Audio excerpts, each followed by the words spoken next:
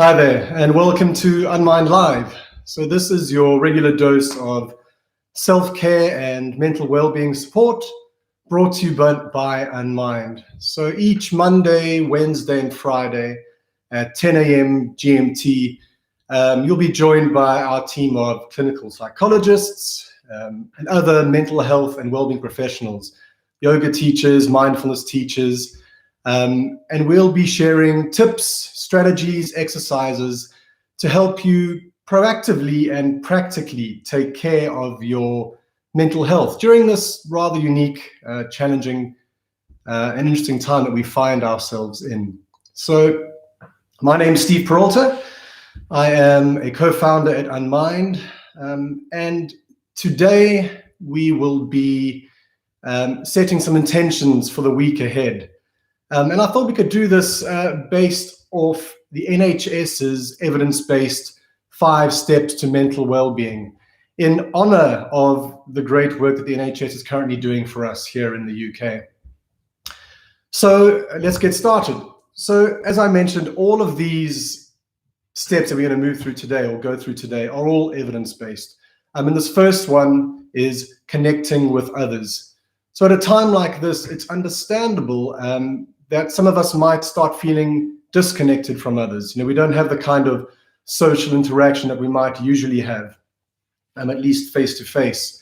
So being proactive around finding opportunities to connect with others is really important, and particularly at a time like this.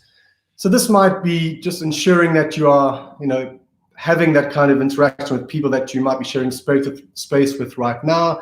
So having activities in the evening that require interaction rather than just, say, vegging on your couch in front of Netflix. But it can also mean setting up virtual opportunities to connect. So a virtual coffee with friends or family, scheduling time to speak regularly with them, and ideally video calls so we can maintain that sort of face-to-face interaction. So right now, think of the week ahead and set an intention around how you will go about maintaining this connection with others. So we know that connection with others can also help us emotionally support each other. So it can serve a lot of really positive functions for us, which takes us on to the next step for mental well-being. And this is giving to others. So again, right now, we probably all need of some support from each other. It's a difficult time, and there'll be people with varying needs for emotional support, at the moment. So when we think of giving to others, we know that this will obviously benefit the person that we're giving to, so being kind and compassionate. But the research shows that it does also benefit ourselves.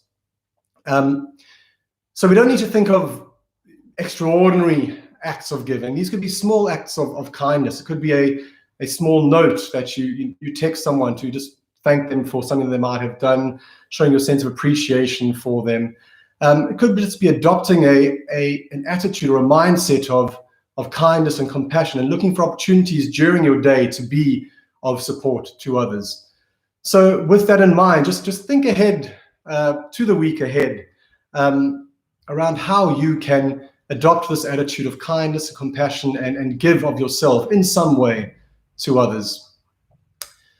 Okay, our next step to well-being, our next NHS step to well-being is learning new skills. So right now we probably find ourselves at home more than we would normally be. We don't have our usual commutes, most of us. And so this presents some extra time for trying new things. And one thing we can do is learn. We know that learning obviously helps to build new neural connections in the brain. It gives us a sense of fulfillment, meaning. So it's great for our mental well-being. So some ideas, you might play an instrument, so there's going to be an opportunity to refine your skills. It could be learning a new instrument or learning new skills. It could be reading something of interest each day. It could be, and we have so many MOOCs or massive online courses, free online courses that we could take advantage of. So my advice or recommendation is to schedule some time, perhaps half an hour each day, to actively learn a new skill or learn a new hobby even. And this helps to keep our mind active and supports our mental well-being.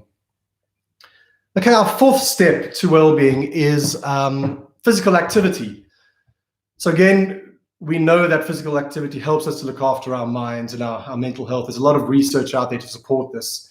But many of us probably have had our routines disrupted to some degree at the moment. And exercise might be one of the things that has sort of fallen by the side.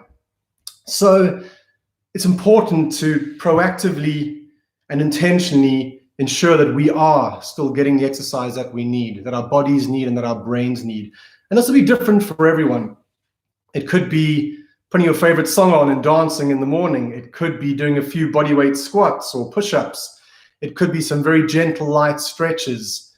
It might be, there's various sort of yoga live streaming videos that you could utilize. If you're an Unmind user, we've got lots of yoga videos on our platform. Just anything that gets your body moving, anything that helps you pump fresh blood and oxygen to the brain. We know that this boosts our mood, and during this time, it's really important for us to keep on top of this.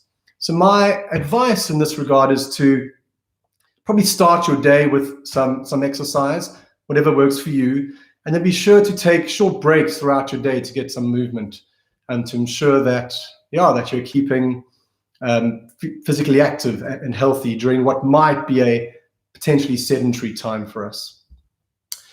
Then the fifth and final NHS step to well-being or mental well-being is mindfulness. So to practice mindfulness. So mindfulness, in a nutshell, is the awareness that arises when we pay attention to the present moment on purpose, in a kind and compassionate way. So we can practice this through mindfulness meditation, but that needn't be the only way that we do this. We can bring mindfulness into our day-to-day interactions. So we can choose things that we're doing anyway, things like brushing our teeth, cooking a meal, making a cup of coffee, listening to music, listening to someone who's speaking to you, and we choose to just pay attention. We choose to be present, choose to engage our senses, whether that be listening with attention. And in this way, we engage a part of our brain that helps to quieten the other part of our brain, which is our mental chatter. And it can help us to step outside of being stuck in automatic thoughts about the past and the future, just simply engaging with your senses and being present. So think about the week ahead now and find opportunities where you can choose to practice mindfulness simply by paying attention, by using your senses to notice what is happening around you with curiosity and to engage fully in the present moment. So those are the NHS's 5 steps to mental well-being, but I thought I'd add one bonus step to well-being, and there's a lot of research and evidence to back this strategy up as well, and that's gratitude. So practicing gratitude has been shown to have a positive impact on our mood, on our resilience, and on our well-being overall. Now, when things are going well and things are good, it's a lot easier to find things to be grateful for. But during a time where things are difficult and there's some challenges we might be facing, it can be more difficult to practice gratitude. But it's probably the most important time to practice gratitude. And when you reflect on things, when you really think about it, there's always something to be grateful for.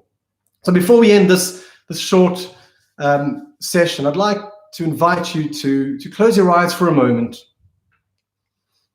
and to just allow the mind to settle for a few moments, perhaps paying attention to your breath, noticing the in-breath and the out-breath, and just allowing your body to relax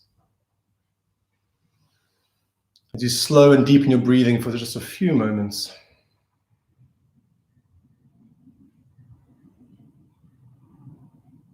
And just ask yourself, what one thing right now in my life, it might be a person, it might be something that you usually take for granted that you've come to recognize now, but what one thing can I be grateful for? And just allow an answer to pop into your mind.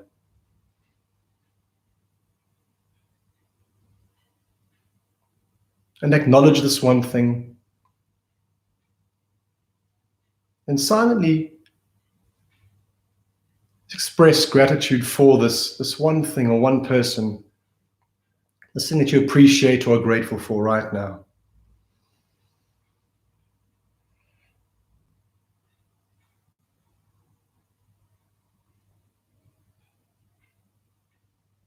And you can let go of that and open your eyes. So Besides just doing short practices like this, you could journal, you can use a gratitude journal in the morning, or just, again, adopt a mindset where you're looking for things that you can be grateful for. So in a nutshell, just to recap some of the strategies that we can set intentions around this week, it is connecting with others, it's giving to others, learning new skills, being physically active, movement and exercise, practicing some mindfulness, and finally the bonus one, being grateful, practicing gratitude. So thanks for joining us this morning. Join us again on Wednesday for another Unmind live session, and look after yourself and each other during the coming week. Goodbye.